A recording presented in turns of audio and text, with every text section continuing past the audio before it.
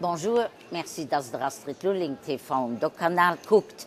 Ihr könnt die Sendung auch dauernd auf meiner Homepage www.astridlulling.lu gesehen und lauschen. No langem hin an her, an über 2 Jahre Verhandlungen an den verschiedenen Kommissionen am Europäischen Parlament, gedelo zu Straßburg an der Woche vom 14. bis 17. Juni über die Richtlinie für Lebensmittelkennzeichnung aufgestimmt. Es hat schon am März hierüber Bericht, der Verbraucher den hat Recht zu wissen, was an den verschiedenen Lebensmitteln dran ist, für so ein evaluiertes Choix können zu treffen und auch für seine persönliche Besuche an Punkt der Ernährung gerecht zu gehen. Das ist vor allem wichtig für Leute, die gesundheitliche Probleme haben. Sie wird am Herz, eine Krankheit, Übergewicht oder eine Allergie. Außerdem will der Verbraucher ja wissen, wo das Lebensmittel, was er kauft, herkommt, weil es schon nicht egal ist, was an sich rastoppt. Am Kommissionsvorschlag für das Richtlinie, da standen eine ganze Partie Ungereimtheiten, auch ich schon als Berichterstatter für meine Fraktion am Ausschuss für Landwirtschaft und ländliche Entwicklung mein Teil dazu beigetragen, für diesen Text auf die richtige Spur zu kriegen. Es war mir wichtig, dass vor allem die kleinmetzlichen Bäcker, Treterbetriebe auch weiterhin hier unverpackte Lebensmittel ohne obligatorische Kennzeichnung verkaufen dürfen. Außerdem haben wir erreicht, dass alkoholische Getränke, das schon kein Lebensmittel, als nicht konsumiert wird, von dieser Regelung ausgeholt ist, wenigstens vorläufig.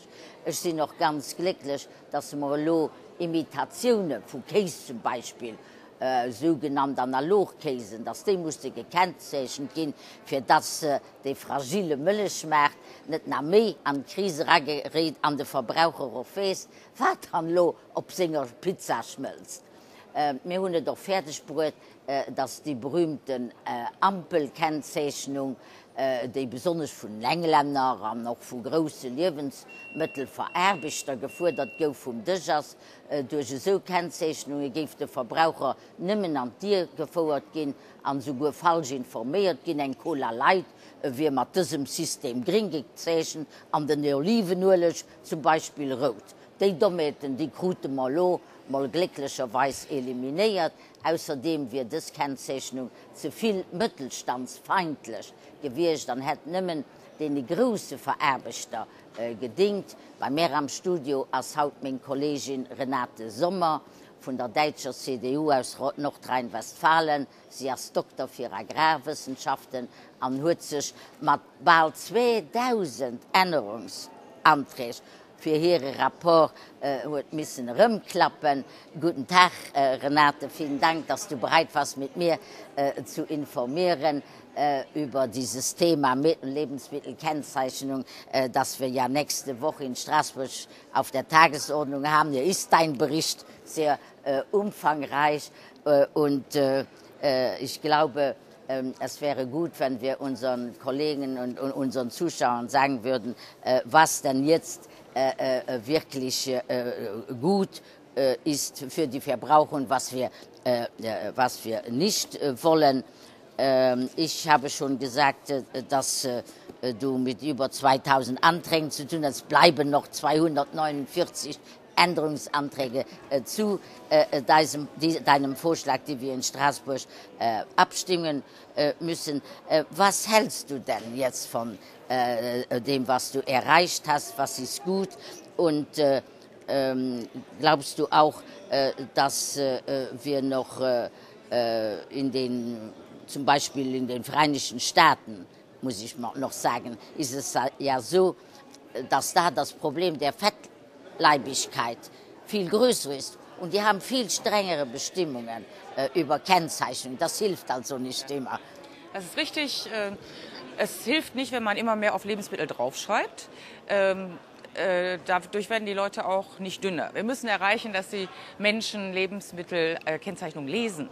Und das erreichen wir nicht dadurch, dass wir alles zukleistern mit Informationen, vorne, hinten, an der Seite, überall Pflichtinformationen, sondern wir müssen etwas leicht Verständliches finden, was den Verbraucher nicht überfordert, sondern was ihn auffordert, Informationen zu lesen und was ihm auch hilft bei seiner Kaufentscheidung, womit er Produkte leicht vergleichen kann. Deshalb schlage ich zum Beispiel vor, auf der Vorderseite von Produkten möglichst immer an der gleichen Stelle den Kaloriengehalt zu kennzeichnen. Das ist die wichtigste Information für den Verbraucher.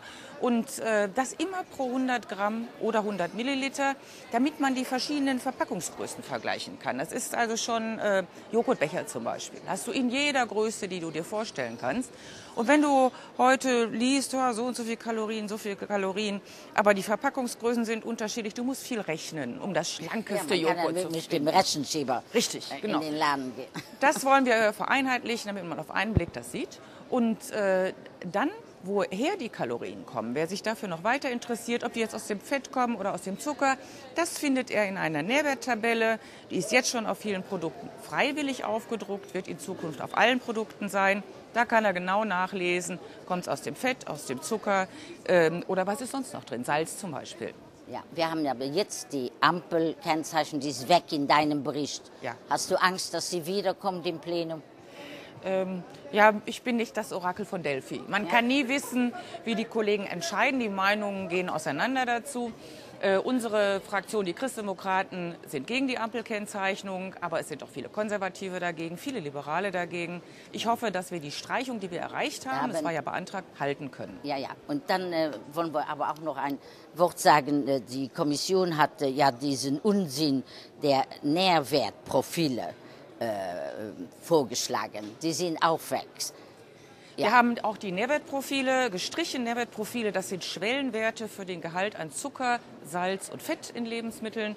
Und wenn ein Produkt den sehr niedrigen Schwellenwert übersteigt, darf es nicht mehr positiv beworben werden. Wir sagen, das ist Unsinn, das einzelne Lebensmittel zu bewerten, genau wie mit der Ampel. Niemand isst den ganzen Tag über nur ein Produkt. Ja, ja. Und diese Schwellenwerte haben sich auch irgendwelche Beamten in der Europäischen Kommission ausgedacht. Nicht Wissenschaftler. Wie das ist ausgedacht. Schreibtischtäter. Schreibtischtäter, ganz genau. Ohne Kontakt zum Bürger. Und ohne wissenschaftliche Grundlage. Genau. Aber dann müsste die Kommission doch das einsehen und nicht darauf bestehen. Aber leider bestehen sie jetzt darauf. Die Kommission, die Beamten dort haben einen Fehler gemacht. Das System funktioniert nämlich nicht und deshalb ist das auch noch nicht in Kraft. Aber sie wollen diesen Fehler ein bisschen vertuschen. Und deswegen machen sie ein unglaubliches Lobbying im Parlament jetzt für diese Nährwertprofile. Und das macht es uns natürlich noch schwieriger, wahrscheinlich die Streichung aufrechtzuerhalten. Aber wir wollen mal gucken. Ah ja, wir werden es auf jeden Fall versuchen. Und ich hoffe, dass wir genügend vernünftige Kollegen finden, die dann auch bereit sind, mit uns zu stimmen. Noch etwas Wichtiges. Also ich habe schon gesagt, dass Alkohol wird nicht gekennzeichnet. Ich bin ja die Vorsitzende der Intergruppe Wein. Ich habe mich vor allem dafür eingesetzt, dass man nicht auch noch auf Wein schreiben muss. Das wäre jetzt schlecht für die Gesundheit. Und ich hoffe, dass wir das auch aufrechterhalten. Ja, und wie du richtig sagtest, Alkohol ist kein Lebensmittel. Das ist ein Genussmittel. Und da muss man sich gegebenenfalls spezielle Regeln ausdenken. Ja. Und das können wir ja noch machen in Zukunft. Das müssen wir mal sehen, ob es überhaupt was bringt. Ich bezweifle, dass immer mehr Kennzeichnung hilft. Ja, also wir wollen jetzt vielen Dank, Renate. Ich glaube, wir haben unseren Zuhörern jetzt erklärt, worum es in Straßburg, es ist am 15., glaube ich. Es ist in der kommenden Woche am Mittwoch und ich glaube, das wird eine ganz, ganz spannende Sache. Ja, ja. Und dann werden wir auch wieder viel Zeit verbringen mit der Abstimmung. Daneben dem, was du jetzt in deinem Bericht stehen hast, also noch 200, was habe ich gesagt, 49 Änderungsanträge zum Vorschlag der Kommission. Können wir noch weitere erwarten, 50, 60, man weiß es nicht, von den Kollegen. Und da müssen wir sehen, ich hoffe, dass wir genügend Verstand und Überlegung im Europäischen Parlament organisieren können, dass wir auch das hinkriegen. Das hoffe ich allerdings auch. Vielen herzlichen Dank. Merci auch, dass du nur gelöscht hast, du da bist geschwört.